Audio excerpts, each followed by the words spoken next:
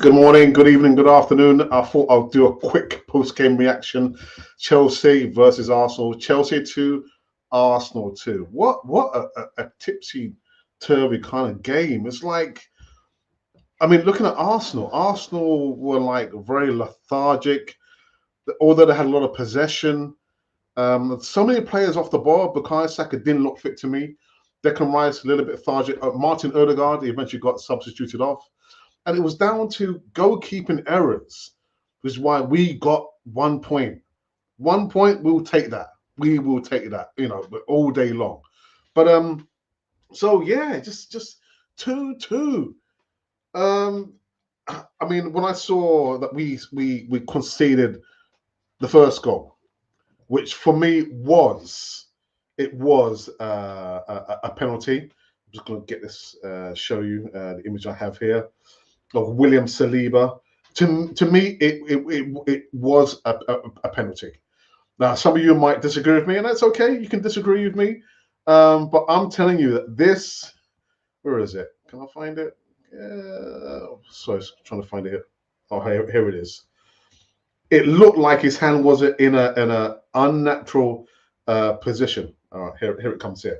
So take a look. I know it's difficult because I know as a defender, when I'm challenging, not so much protecting myself, but to gain some height when I'm jumping up to head of the ball, I need to use my arms. But to me, it looked like William Saliba's arm was in an unnatural position. And that's all I'm going to say.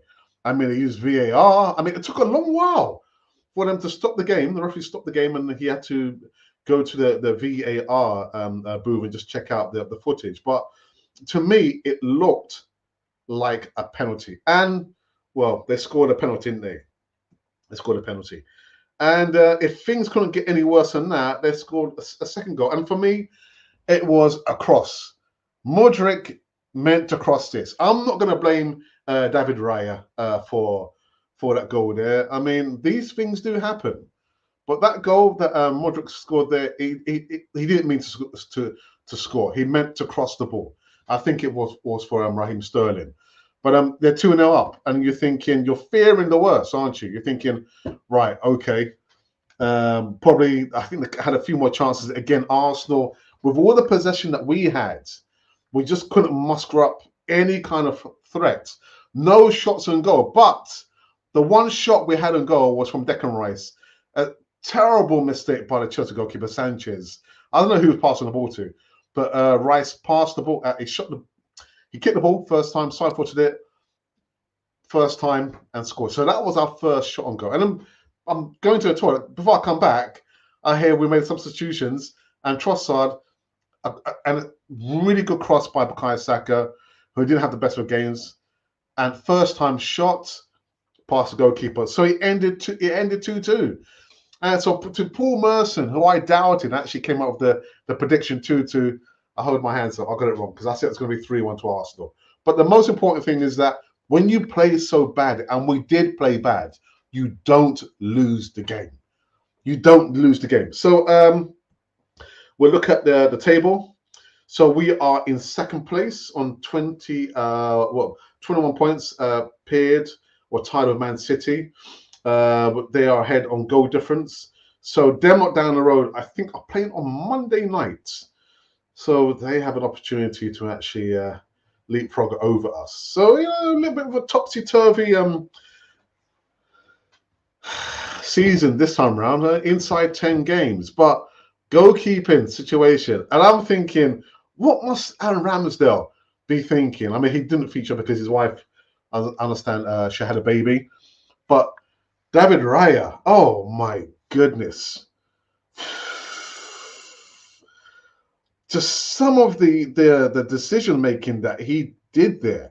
Again, I do not blame him one bit for Modric's goal, but what I do blame him for, which didn't actually end up being a goal, trying to play out from the back. Well, there was no opportunity. There was no players free to play the ball out from the back, Raya.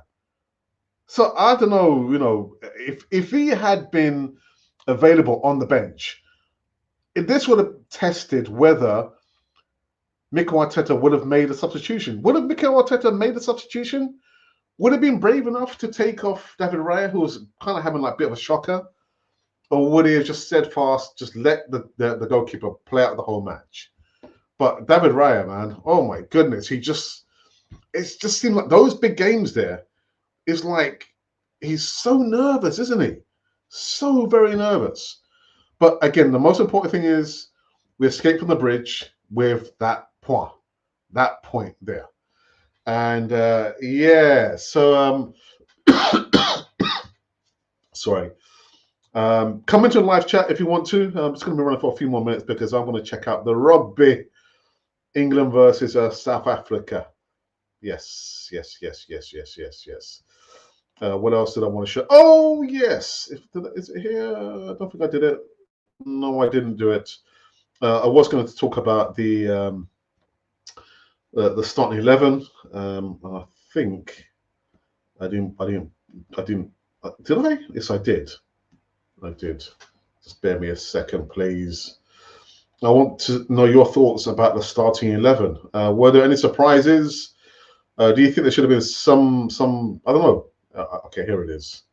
This was the starting 11, and I was kind of surprised not to see Kai Havertz. I thought Kai Havertz would have started, but obviously not. But he did come on the second half, along with Eddie Nketiah and Emil Smith-Rowe. But yeah, you know, not the best of games. Clearly not the best of games, but we left the bridge with at least 1 point. There is some news that came out earlier on today, the passing of Bobby Charlton, World Cup winner, passed away age 86. I'm sure those of you who are watching me now will wish or get pass on our condolences to the Charlton family. So Bobby Charlton, World Cup winner, 1966, and I believe there is only one player from that squad, Sir Jeff Hurst's, surviving from the 1966 World Cup team there. So that breaking news there that Bobby Charlton has passed away, age 86, and may he rest in peace. So I don't think I have anything else I need to talk about. I think there's probably been one comment in the live chat. Oh my goodness, Haji! Wow, my goodness! Hi, bro. Happy weekend. What a terrific comeback! And I was thinking Arsenal because I didn't think that we were going to score a goal. My prediction was 3-1 to Chelsea. That is. I'm looking at the game. I'm thinking we're not playing our best game. It would have to be a a great comeback. And we got a giveaway, an early present from the goalkeeper Sanchez, trying to clear the ball, and Declan Rice's first time shot, boom, and then quality from Leonardo Trossard, man, an assist from Bukayo Saka from the right hand side across, and it wasn't even on the half volley; it was on the volley. Trossard gives you that bit of quality, doesn't he? So Leonardo Trossard, yeah. But those of you who are thinking, again, it's my opinion, it was a penalty. Yeah, William Saliba, to me, didn't look. I mean, you could see. Look at the still photo I have here of him. He's got his eyes closed. He's going for the header, but to me, his arm is not in a natural position. To me, it looked like jumped, left his arm there to try and block anything else that might be going to Raheem Sterling, I think. But to me, it was the right call. It was a penalty. Sorry, it was a penalty. And then we just quickly spoken about David Raya had a shocker, didn't he? He had a complete and utter shocker. And I'm not basing it on the fact that Modric scored that goal. He didn't mean to score. Possibly slightly out of position, but no, I'm not going to blame him for that. I'm going to blame him for not having the confidence and snuffing out the danger. You know, our centre backs, they've pushed up. There's no space there. Why are you still trying to pass the ball to them? Didn't make any sense at all to me. And I'm just thinking, if Aaron Ramsdale had been available on the bench, would Mikel Arteta Would he have made a substitution and subbed off David Raya? Would he? I don't think so. I really don't think so. So I believe that is it. Let's quickly go into the X platform and see if there's been any retweets there, because I do want to end the show fairly quickly because I want to check out the rugby, England versus South Africa. Right, so there's not been any retweets there. We've just spoken about Bobby Charlton, who has passed away, age 86, the penultimate member of the 1966 England World Cup winning side. Okay, so there's only one comment. You are watching me, and you're not even commenting. What was your thoughts about the game? Give me your thoughts about the game before I wrap it up. What were your thoughts about the game? What was one of the best comebacks I've seen, even though they did give us the freebie there.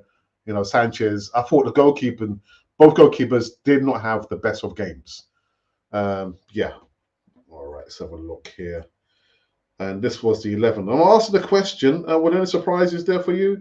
Martinelli didn't have the best of games. Gabriel Jesus was subbed off. Bukayo Saka also. Odegaard, Jorginho didn't have the best of games. Declan Rice kind of came to the front. Centre backs didn't have the best of games. Ben White. To me, across the board, the players just did not have the best of games. But, however, don't lose the game. And they did not lose the game. And again, the turning point for them was this handball there. It was a handball and it was a penalty. It was a penalty. William Saliba's arm was in an unnatural position when he was even going for the header to head the ball away, eyes closed, head down. I just got the impression that he had his arm out. Yeah, in an unnatural position to me. And I was a defender when I used to play football. Right, okay. I believe we've come to an end. We have actually come to an end on this one. And it's a surprise post-game reaction here. And the next time you will see me will be on Monday. I'll be joined by James Rowe, where we talk about Champions League football. We are back in the Champions League against who? Sevilla. No predictions. No predictions. All right. Any comments? Come on, one comment. I can see. What's this here? Okay. Yeah, people just commenting in the in our WhatsApp group. So come on, tell me your thoughts about about the game. We escaped by the skin of our little chinny chins. Now down 2-0, goal penalty. It was a penalty, I've got to say. And then I would say the wonder goal, but the goal by Mudryk. In actual fact, when I saw him cross the ball, I heard the cheers. I think, what's happened? I couldn't believe he actually scored. But he meant to cross the ball. He didn't mean to score the goal. But of course, if you're a striker, you would take that, wouldn't you? You would take that. I just thought our team did not have the best performances. So many players were off the ball, and Martin Odegaard got subbed off as well. I mean, I've always thought that a captain should never be subbed off, but a lot of the players just were having an off day. And yet we still escaped from the bridge with 1 point. Doesn't get any better than that, does it? Well, actually, it should, because we don't end today on top of the table. Man City are back occupying the top of the table. At least we'll see what happens until Monday when Denmark down the road are back in action. Right, so there's 20 of you watching. No one's coming.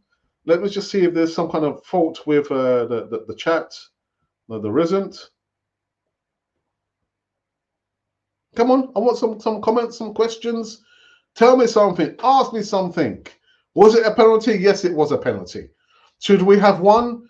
No, I think it was the right result, to be honest. Because Chelsea kind of fell away. They lost control of the game, and yeah, it just goes to show with possession. Possession doesn't really mean anything unless you can do something with the possession.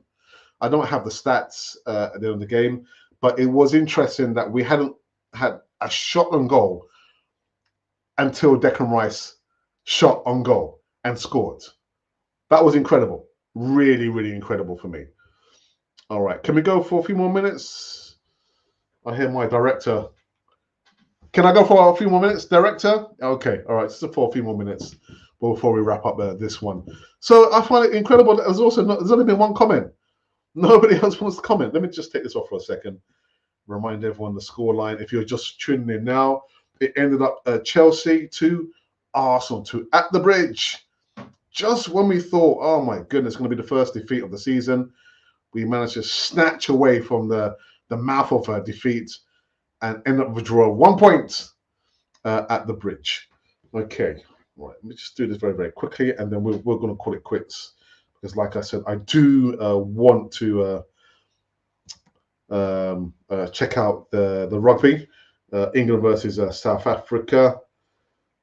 And sorry, I just need to quickly do this just to show everyone the breaking news of today is Sir Bobby Charlton, one of the last remaining members of the England World Cup winning side, has passed away age 86.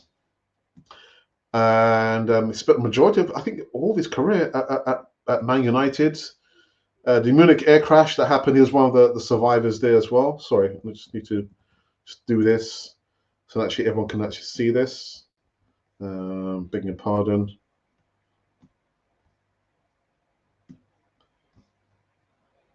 Okay, right, here we go. Yeah, I just didn't really have enough time to create this.